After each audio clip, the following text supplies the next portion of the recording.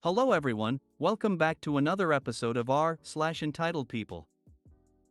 In today's episode, well, if you had asked nicely, Karen threatened to sue us when she basically just left her teens with us.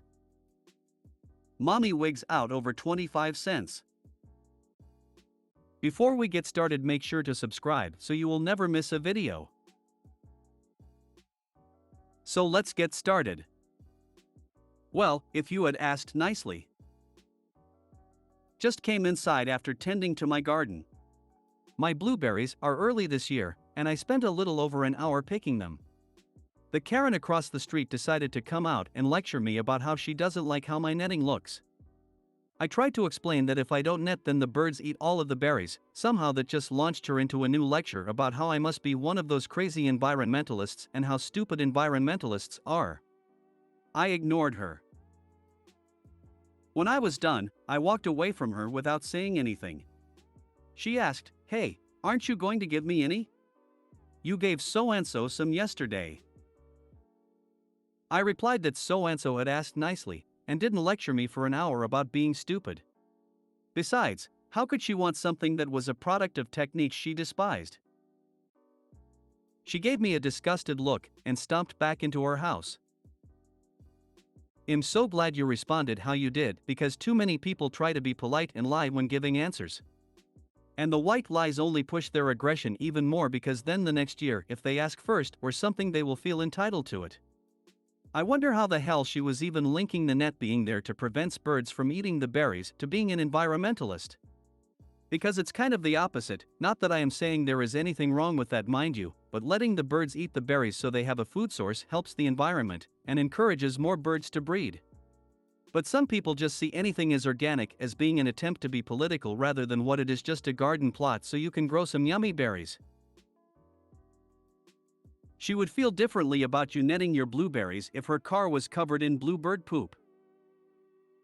Try having olive trees in your neighborhood. Big, thick, sticky black blobs. My neighbor has a mulberry tree. My poor car. So much poop and berries from the parking area out back tracked into the house. I'm so happy it's just finished for the season. She don't like your netting because it stopped her from just making it a necessity for her to ask. Oh, hadn't thought of that, but you're right. She just wants OP to remove the netting to make it easier for her to steal the berries herself. I have plenty to say when I see a neighbor's gardening mess. Mostly stuff like, talk to me about hornworm control and which cultivar do you feel does best in our soil. I hope your rude neighbor is overcome with an insatiable craving for fresh blueberries anytime she sees you, but that every blueberry she finds is just slightly too ripe. I wish I knew someone with a hornworm problem. My Pikesy frog loves them, but they get expensive. I would happily pick off all the hornworms. People who go off on other people for growing their own food are just ignorant. As we all know, environmentalism is bad. Who wants clean, good food and water? /s. Karen threatened to sue us when she basically just left her teens with us. I'm not going to go into depth on what these kids were doing, cause I posted other stories of what many of these kids were doing. I'll just make a quick highlight of what led to them getting kicked out. They get tickets, but instead of staying in their auditorium, they hop from one movie to another. We repeatedly get noise complaints until we decide no, you're not getting a refund or compensation for causing trouble, and we're asked repeatedly to stop. They're told to call their parents and leave. They all say we'll call our parents/friends/relatives to pick us up, but said whoever are either not picking up or take their time to pick them up, and the kids are now running amok in the lobby, still causing trouble and trying to sneak back into other auditoriums. We have enough and kick them out officially, and due to it being closing time, doors are already closed and we're cleaning up when I hear knock knock knock. Can I come wait inside? Me, sorry, we're closed.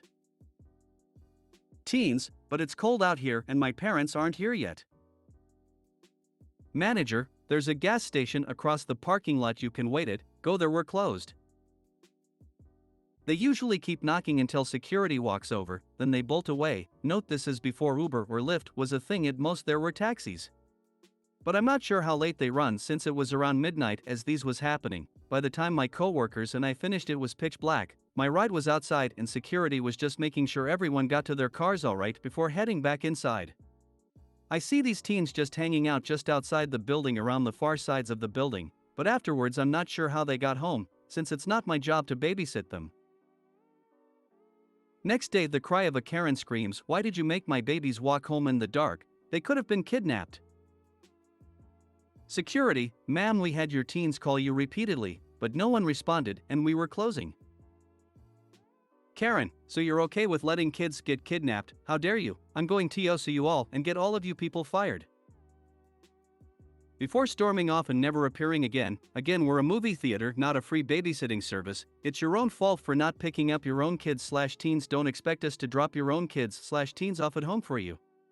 Heck, if one of the night managers literally bikes 2 hours home in the dark cause she doesn't have a working car, then you can afford to come pick up your kids/teens, Karen. We had this exact problem. New rule.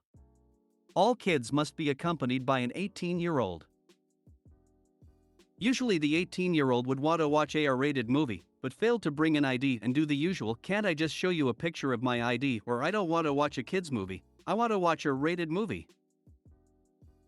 Sorry, no ID, no R-rate movie. Usual ends with 18-year-old dragging the screaming child behind them and flipping us the finger. I think my favorite part of this is that even if the kids had been well behaved, the parents were still messed up because they hadn't managed to pick up the kids until after the theater was completely closed. Yeah, like, how do you get mad at the theater when you didn't pick up your kids after it was closed? Karen, what's your last name? CPS would be interested in hearing your concerns.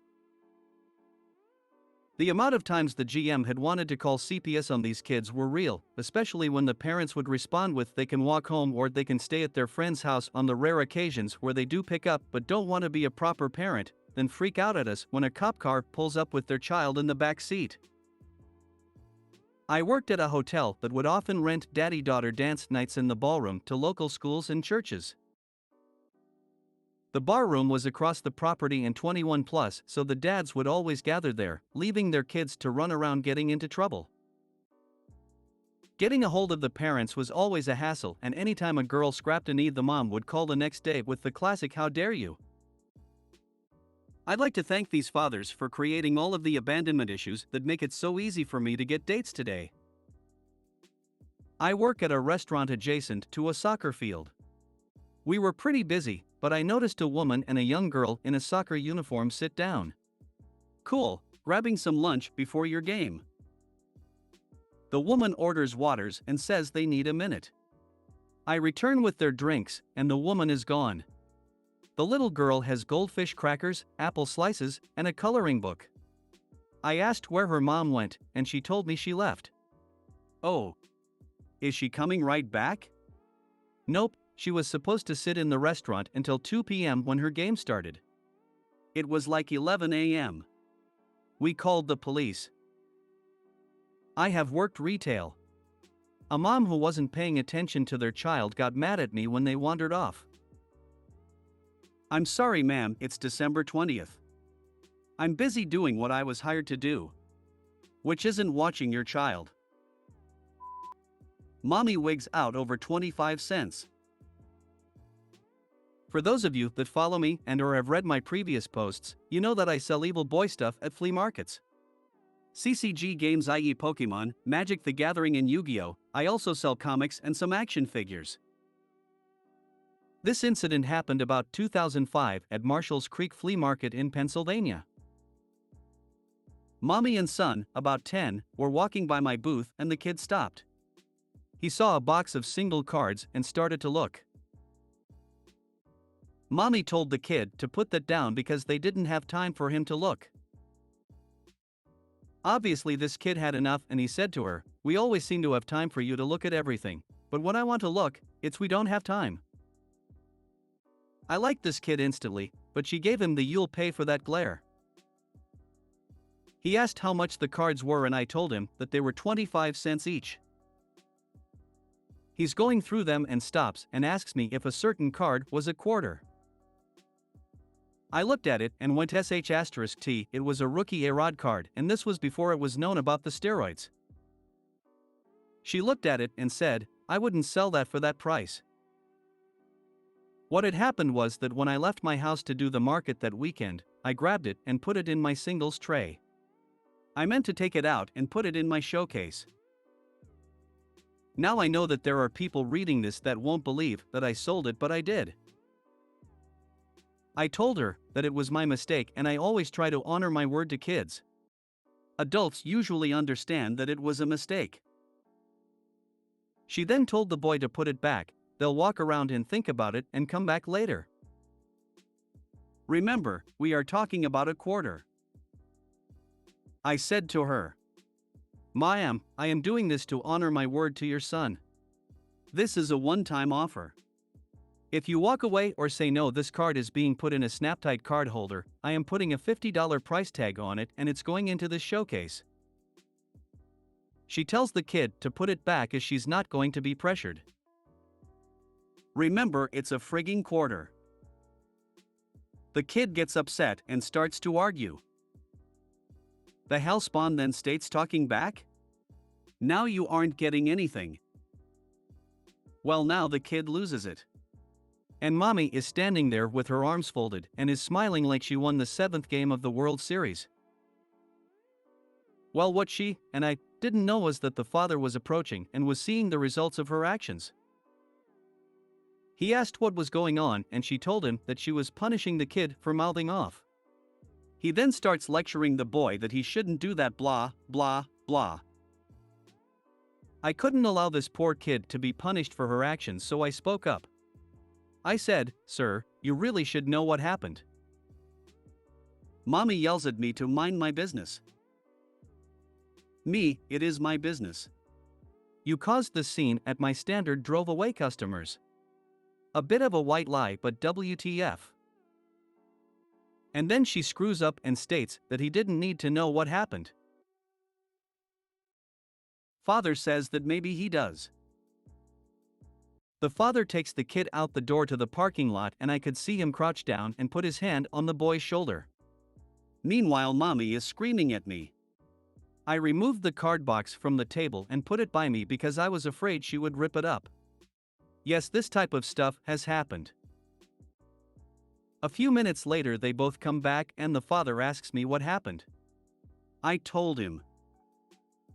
He looks at her and tells her that both of our stories match. So unless the kid snuck away and we planned this, she caused it. He then asked her why. Her answer? She didn't want him to have it. He asked why not. Her response? She didn't need a reason. The father reached into his pocket for change and I told him that I wasn't going to sell it for that price now. But I would if mommy dearest paid. Yes, I was twisting the knife in. She yelled that there was no F***ing way she was giving me anything. Father asked me how much? I guess he was expecting the book price. I said 26 cents, but if you don't have a penny you can owe it to me. I start to put the card in a top loader card holder and this insane creature actually tried to jump over my table to get the card. She was screaming that she said no and how dare I sell it to him. A crowd is gathering and my neighbor told curious onlookers what happened. Most of them were laughing at her for being a moron. So I handed it to the father and she's screaming that she's going to rip it up the first chance she gets. Father tells her that she won't because it's being put in the safe at his office. I hope this woman got the therapy she needs. And I can only imagine what she would have done if it was 50 cents. This will be a woman that in 30 years, if she's in a nursing home, she's going to wonder why her son won't come see her. I don't wonder.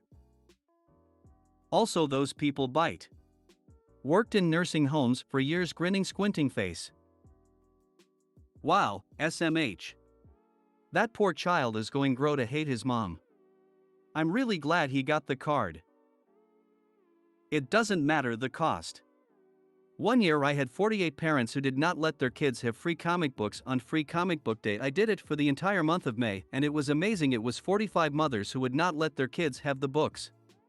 And yes, I did count. How do people like this exist? OMG.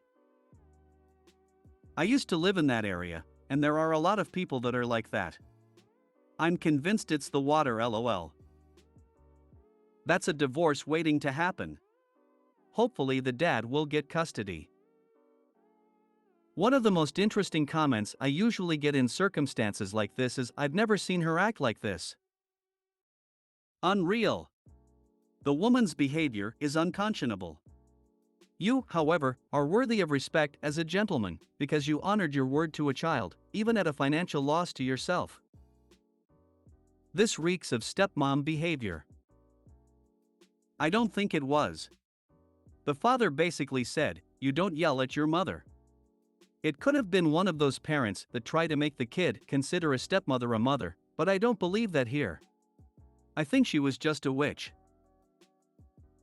If you made it to the end of the video, thanks for watching. Don't forget to like, subscribe and share, and we will see you in the next video.